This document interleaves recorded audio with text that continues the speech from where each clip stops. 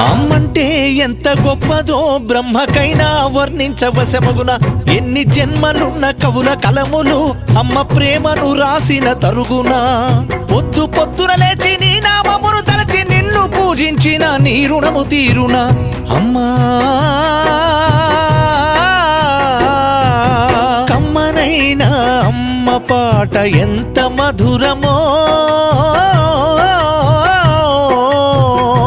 మనసుకు కాదు మరువతరమో.